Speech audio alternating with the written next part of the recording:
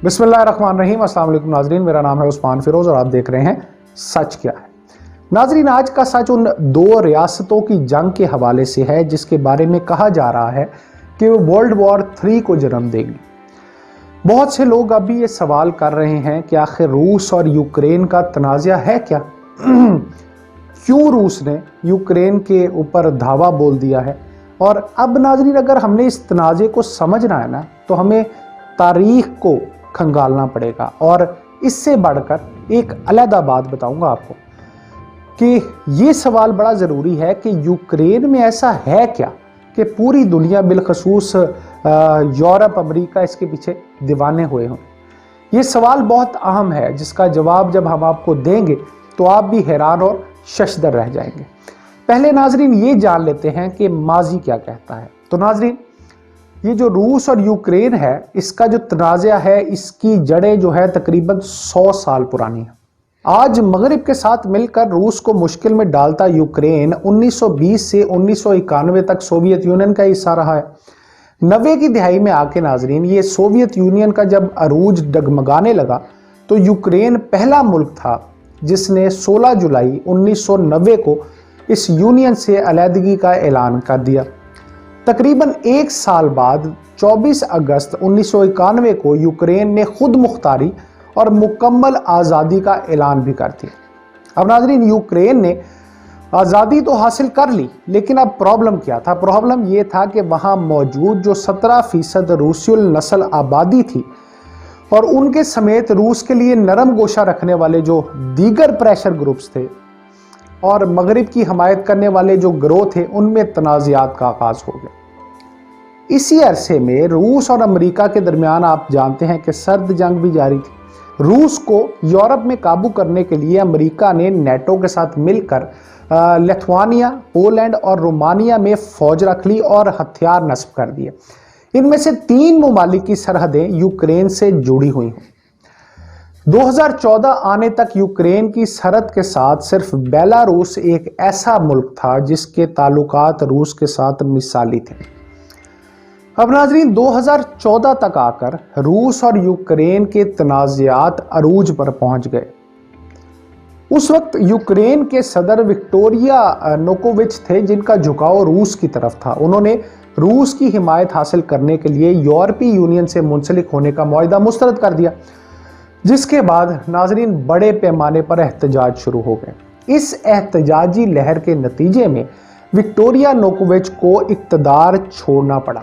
इसी दौरान यूक्रेन के मशरकी इलाकों में रूस की सरहद पर मामूर सिक्योरिटी अफवाज पर हमले हुए। इसको बुनियाद बनाकर रूस ने क्राइमिया पर चढ़ाई कर दी, जो तब से रूस के कंट्रोल में है। रूस ने इल्ज़ाम आयद किया कि मगरबी ममालिक की हिमायत से मुसल्लह जत्थे रूसियुल नस्र इलाकों में खूरेजी कर रहे हैं। मगरबी ममालिक ने मौक़िफ़ इख्तियार किया कि रूसी हिमायत से शरपसंद अनासर यूक्रेन में बदअमनी फैला रहे हैं। अब दोनों अतराफ से इल्ज़ामात का सिलसिला जारी रहा और इस दौरान एक मुख्तात अंदाजे के मुताबिक नाजरीन 14,000 अफराद खाना जंगी में मारे गए। 2015 में फ्रांस के ताउन से यूक्रेन के तमाम मुतलका ग्रुपों में मुआहिदे हो गए, लेकिन झड़पें जारी रहीं।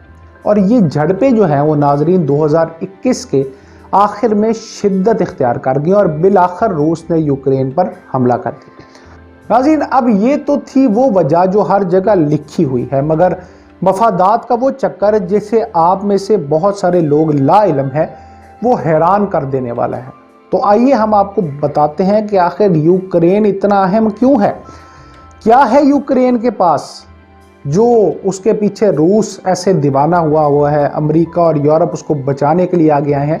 तो उन वजूहात में से एक वजह है नाजरीन समंदर, जिसकी वजह से रूस मजबूर है, क्योंकि वो तमाम तर कारोबारी सरगर्मियों के लिए उसको यूक्रेन के जो है वो पास जाना पड़ता है। बहुत से तिजारती मामलात को हल करने से रूस कासिर है। यूरोप को एशिया से मिलाने वाला पानी का वाहिद रास्ता रूस के लिए यूक्रेन से होकर गुजरता है। इसके साथ साथ नाजरीन, आप जानते होंगे कि रूस में गैस के बेतहाशा ज़खायर मौजूद हैं, मगर वो ज़खायर किस काम के, वो इसे बाहर मुल्कों को दे ही नहीं सकता। समुंदर ना होने की वजह से उसको इन्हसार करना पड़ता है यूक्रेन पर। یعنی اگر ہم صرف ایک ڈیل کی بات کریں اس کی، تو 35% گیس ہے ظاہر ہے اس کے پاس، تو 35% گیس کو اگر بیچنے کا معاملہ ہے تو وہ بھی اربوں ڈالر پر محیط ہے۔ یوکرین یورپ کا ناظرین دوسرا بڑا ملک ہے رقبے کے لحاظ سے، اور اس کی آبادی تقریباً 40 ملین کے قریب ہے۔ اب ایک بڑی بات یہ کہ یورینیم کے ذخائر میں اس کا پہلا نمبر ہے، اور آپ جانتے ہیں کہ یورینیم وہ دھات ہے جو ایٹم بم بنانے کے لیے لازم ہے۔ ٹائٹینیم کے ذخائر میں اس کا 10واں نمبر ہے ناظرین، اور ٹائٹینیم ایک بہت ہی مہنگی دھات سمجھی جاتی ہے۔ میگنیشیم میں اس کا دوسرا نمبر ہے، اور لوہے کے بے تحاشا ذخائر بھی اس میں موجود ہیں، اور آپ جانتے ہوں گے کہ جس کے پاس لوہا ہوتا ہے وہ غریب ملک نہیں ہوتا۔ اس کے ساتھ ساتھ ناظرین شیل گیس جو ہے اس کے ذخائر پورے یورپ میں جو ہے اس کا تیسرا نمبر ہے۔ اس ملک میں ناظرین مرکری کے ذخائر بھی بہت زیادہ ہیں، اور یورپ میں اس حوالے سے اس کا دوسرا نمبر ہے۔ کوئلے کے ذخائر پوری دنیا میں، کوئلے کے ذخائر میں اس کا 7واں نمبر ہے۔ خدا تعالیٰ نے ناظرین اس کو کالی مٹی جو انتہائی زرخیز ہوتی ہے وہ بھی خوب دی ہے، جس کی وجہ سے یہ دنیا کا پہلا بڑا ملک ہے جو سورج مکھی کے تیل کی جو ہے وہ اس کو بناتا بھی ہے اور ایکسپورٹ بھی کرتا ہے۔ چوتھا نمبر پر ہے یہ باجرے کی ایکسپورٹ پوری دنیا میں، اور مکئی کی پیداوار میں یہ پوری دنیا میں تیسرے نمبر پہ ہے۔ گندم ایکسپورٹ کرنے والا 8واں بڑا ملک ہے۔ تو ناظرین یہ تمام وہی وجوہات ہیں، یہ وہ وجوہات ہیں جو امریکہ کو عراق میں لے کر آئی تھی، افغانستان میں لے کر آئی تھی۔ یعنی یہ جنگ ہے مفادات کی، اور ہمیشہ مفادات ہی کی جنگ رہی ہے۔ آج امریکہ اور یورپ یوکرین کے ساتھ اس لیے بھی ہیں کیونکہ روس کا ساتھ دینے کا تصور تو ممکن ہی نہیں ہے، اور روس کر بھی ظلم رہا ہے، کیونکہ یہ جو ماڈل اپنایا جا رہا ہے وہ دنیا میں بہت سی نئی جنگوں کو جنم دے گا۔ اور اس ماڈل کو اگر میں آپ کو آسان الفاظ میں سمجھاؤں تو وہ یہ ہے کہ جیسے بھارت بہانہ بنائے، خود ساختہ بہانہ بنائے کہ بلوچستان میں بھائی آزادی کی تحریک چل رہی ہے، بلوچستان میں بڑے مسائل ہیں، اور پھر اسی بات کو جواز بنا کر حملہ کر دے، تو پھر تو ناظرین دنیا میں آگ ہی آگ لگ جائے گی نا۔ خطرناک صورتحال ہے۔ اللہ تعالی ہم سب پر اپنا کرم کرے، آپ سب کو اپنے حفظ و امان میں رکھے۔ سوچئے سمجھیے ناظرین، کیونکہ پاکستان آپ سے